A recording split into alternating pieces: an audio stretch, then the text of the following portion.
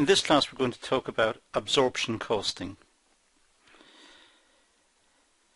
The aim of absorption costing is to calculate the total cost of each unit by incorporating an appropriate share of the company's overheads.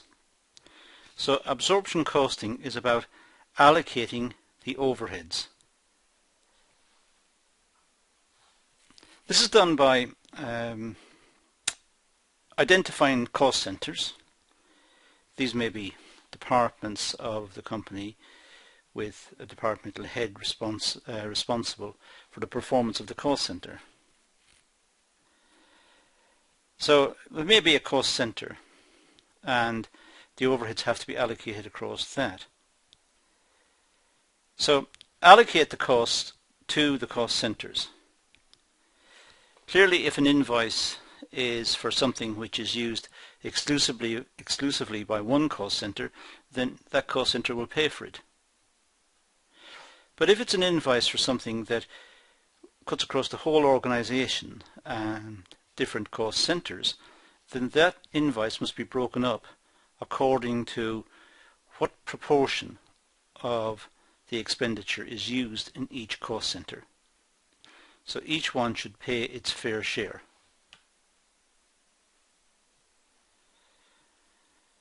So apportion the remaining costs on a fair and meaningful basis.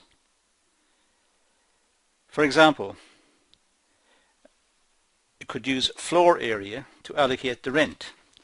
So the whole organization has to pay rent for the premises. How much should the production department pay for rent? Well, look at the floor area used by the production people and express the whole area, express that area, the area for production, as a percentage of the whole area and apply it to the invoice, apply it to the bill.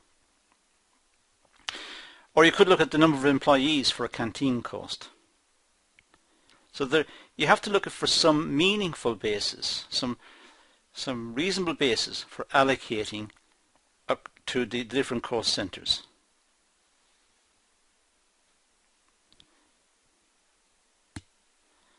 Finally, reapportion service cost centers, this is called secondary apportionment, over production cost centers. So reapportion the service centers. So the service centers service the whole organization.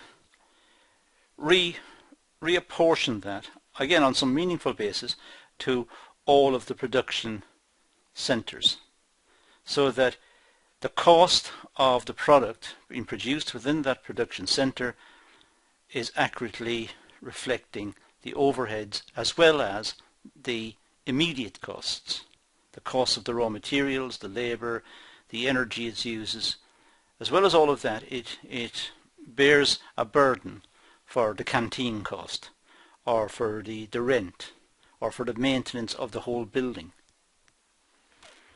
So it needs to be allocated. Now cost centers. Well, costs may be grouped together in cost centers. These cost centers are often the functional departments of the company. So a cost center could be just a department, or it could be some arrangement between departments to pay for a certain element of production. That becomes the the cost center. But generally speaking, cost centers tend to be based on departments. So the department within a business is the cost center, generally speaking. Now an overhead that's wholly related to the cost center may be allocated to it. I said this earlier, but clearly if the production department has a bill, has an invoice that relates to something that's obviously related to production, then the production cost center should pay for that. So overheads wholly related to a cost center are allocated to that cost center. If an overhead relates to more than one cost center, it must be apportioned on some fair and meaningful basis.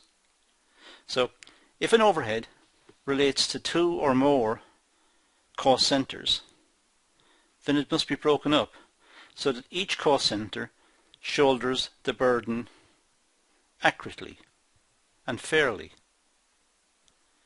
And therefore the costs of the cost centres, the cost of production, let's say, or the cost of some activity within the cost centre, accurately reflects the true cost of production.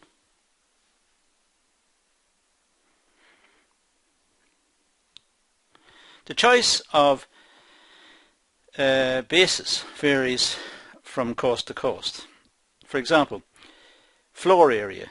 Well, the floor area may relate to rates, rent, heating, cleaning, lighting. So an overhead related to cleaning could be allocated on the basis of floor area. How much floor area does each cost centre take up?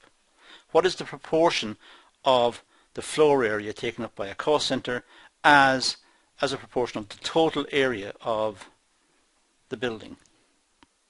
And that proportion then should be applied to the overhead.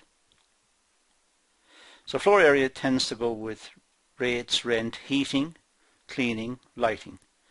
The number of employees, well, the canteen, health and safety, personnel. Clearly those are related to the number of employees. So different cost centres will have different numbers of people working for them. Take the total number implied, take the number implied again, let's say in one cost centre, say production again.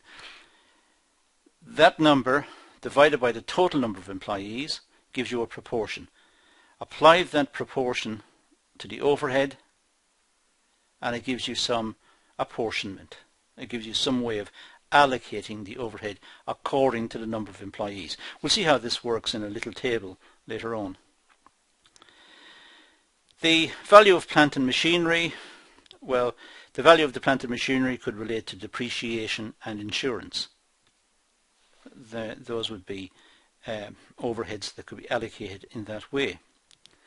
Let's have a look at a little table. In fact, this table appeared in a different video in these classes, but I've just taken one out because I don't want to confuse the issue by looking at all of that again. So I've just taken one out, and we'll say here is a business, and it has rent, business rates, insurance on building, and so on. Now, the number of employees. Well, let's say the number of employees is the basis for the apportionment. As I said, it could be rent, rates. Sorry, it could be any of the ones we talked about a moment ago. Now, let's say we do it on the basis of employees, and we're going to allocate lighting and heating. So we know that I'll put the cursor onto the screen.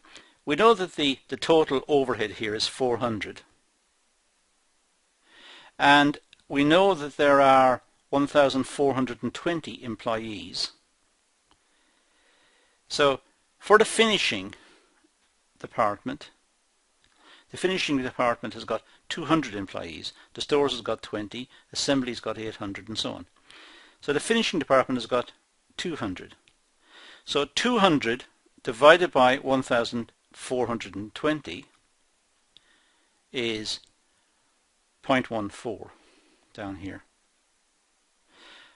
Multiply 400 by 0.14 and we get 56. So according to this view, 56 pounds out of the 400 pounds should be allocated to the finishing department. That's their burden. They must pay 56 pounds of the total bill. It must appear in their accounts. Now, I do that deliberately because really lighting and heating may not be appropriate to allocate them on the basis of employees. It might be better to do it on floor area.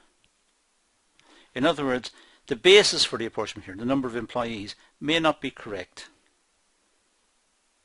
So care needs to be taken when deciding the basis of the apportionment. perhaps floor area would have been a better bet for allocating lighting and heating. Perhaps. So I'm just throwing that in as a criticism of the table. In other words, whenever you get a table like this, don't just accept it, just look at the top here and say, well, was that the proper basis for the apportionment? Now I can see arguments here that says that it is, could be, number of employees, that's related to lighting and heating. The more employees, the more lighting, the more heating, or whatever, could be. But more than likely I think it's going to be done on floor area. So that's, as I said earlier, it's dealt with in a separate video, so please look at that as well. Now let's go back and talk about absorption costing. The objective of overhead absorption process is to include in the total cost of a product an appropriate share of a company's total overheads, according to Tom Lucy.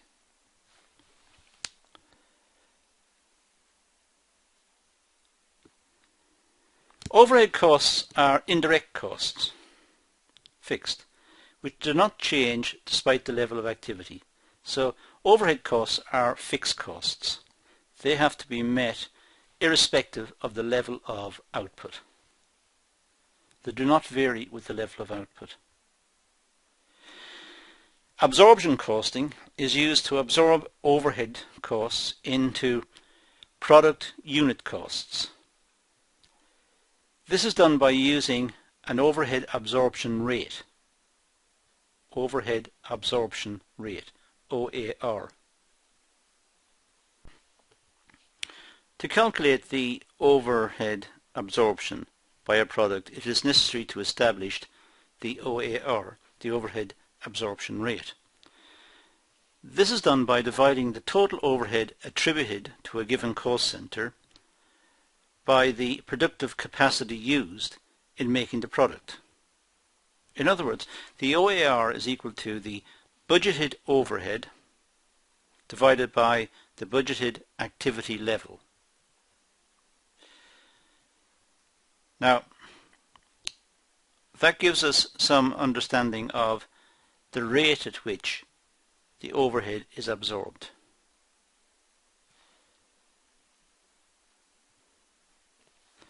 The productive capacity is normally measured in machine hours or labour hours, which depends on that particular activity in the cost center. So, the OAR is calculated in advance of the counting period, which means the OARs are budgeted figures. So the overhead absorption rate figures are budgeted. They're calculated before production takes place. Actual overheads and actual production are not known until the end of the period, and then the amount of over or under absorption may be calculated. It's like a lot in budgeting. You don't know the outcome until the very end to see if there was an overspend or an underspend.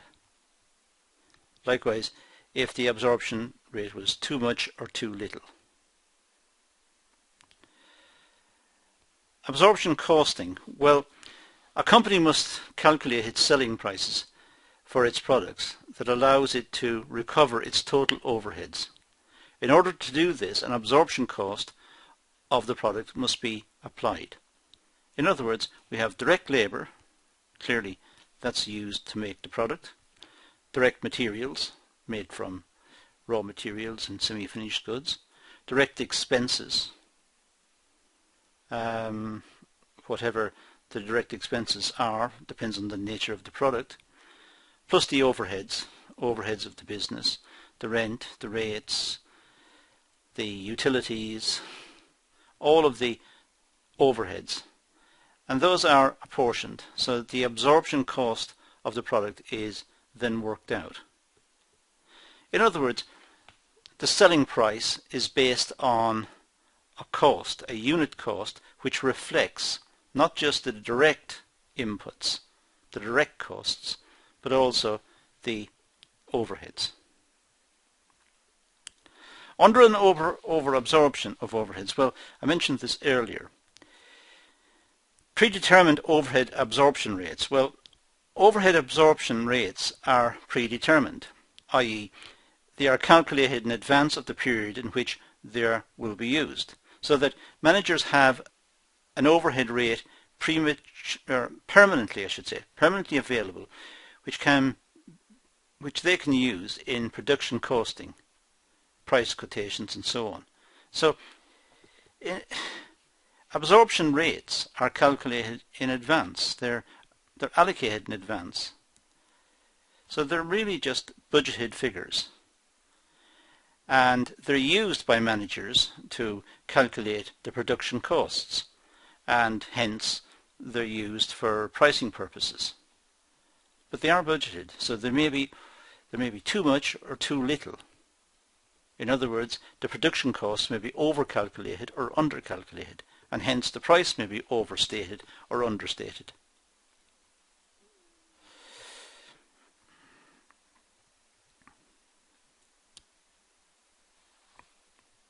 The actual overhead costs and activity levels are not known until the end of the period. At the end of the period, it's possible to reconcile the budget with the actual. It would not be desirable for managers to have to wait until the end of the period before they had a rate of overhead that they could use on a day-to-day basis. So for that reason, generally speaking, this allocation of overheads is done before the end of the accounting period. So managers have some guidelines as to what the costs are. It's not done at the they don't have to work until the end, I should say, to get the figure, because they need the figure as they work over that period. The problem with using predetermined overhead absorption rate is that the actual figures for overheads and the absorption base are likely to be different from the estimates used in calculating the absorption rates. It is this difference which causes an under and over absorption of the production overhead. So the actual figures for overheads and for the absorption base are likely to be different from the estimates used in calculating the absorption rate. The reason is quite simple. The figure used is not necessarily the actual figure. The actual figure is not known until the end. So they are working with a best guess in the meantime.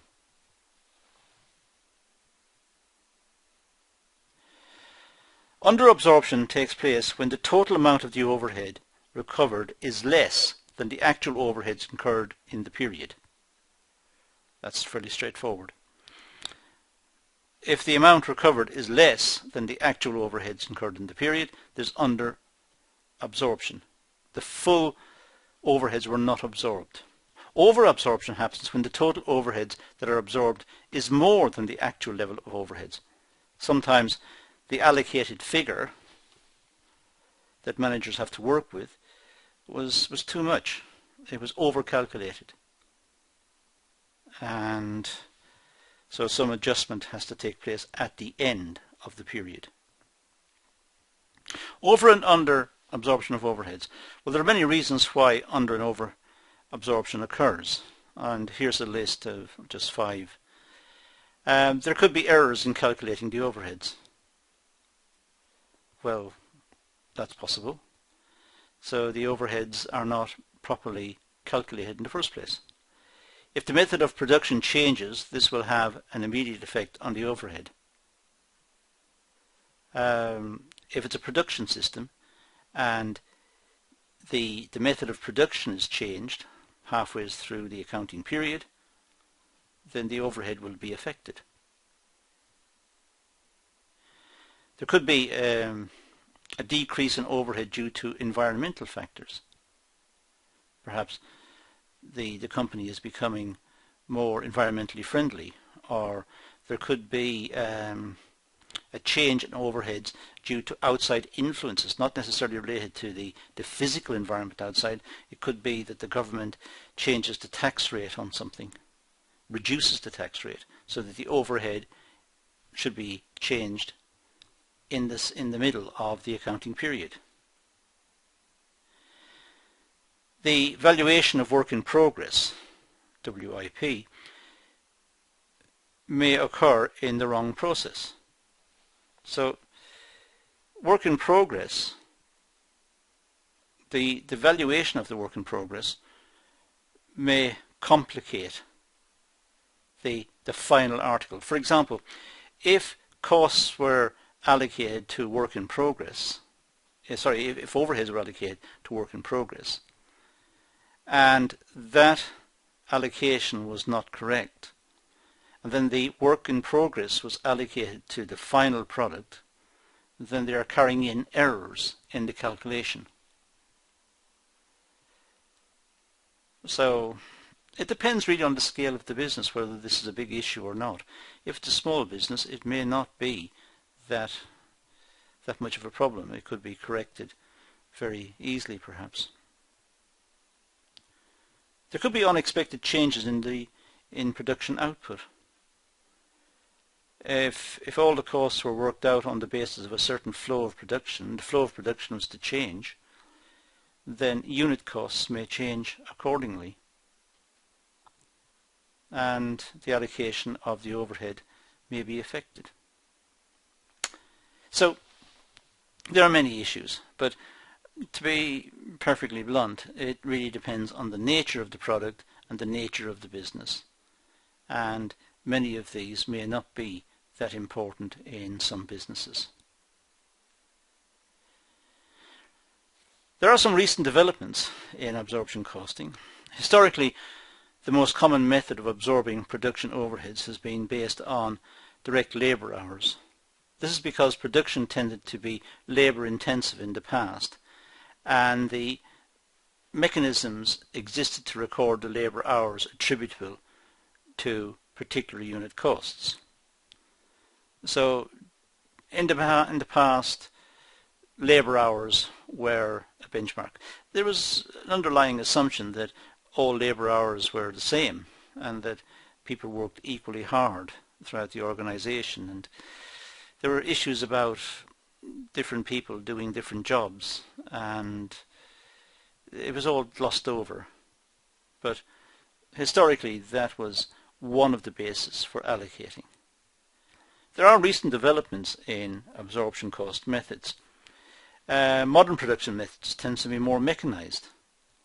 There are more machines and perhaps less people involved in the production process. And this has had two effects. The nature of production overhead is changing. Costs such as power, machine maintenance and depreciation are becoming larger and more prevalent, because those are really the inputs. Those are replacing labour. And also the number of labour hours is reducing.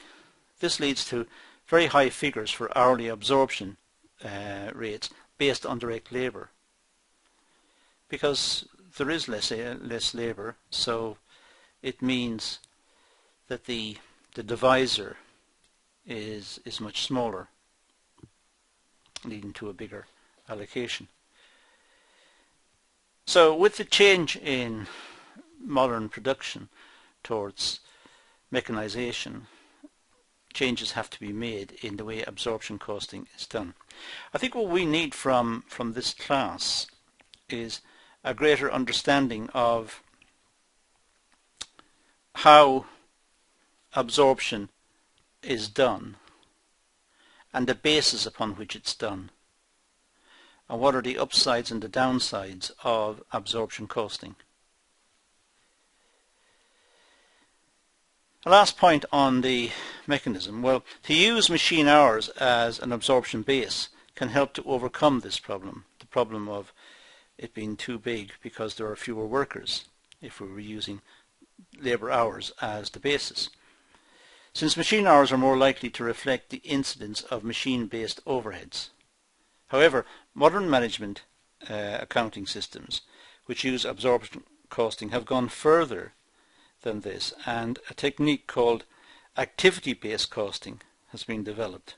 We're not going to look at it, but absorption costing is changing. That's the point.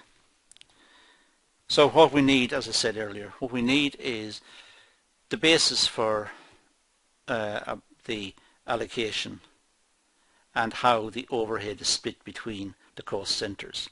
What are the cost centres and how are they relevant in the whole pricing and costing schema?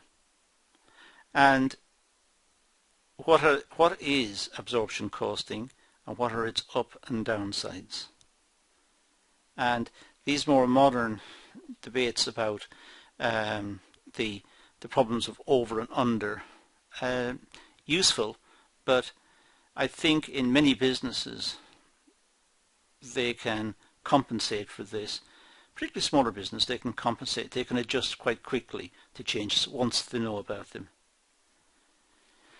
So that concludes this session on absorption costing. So thank you for watching.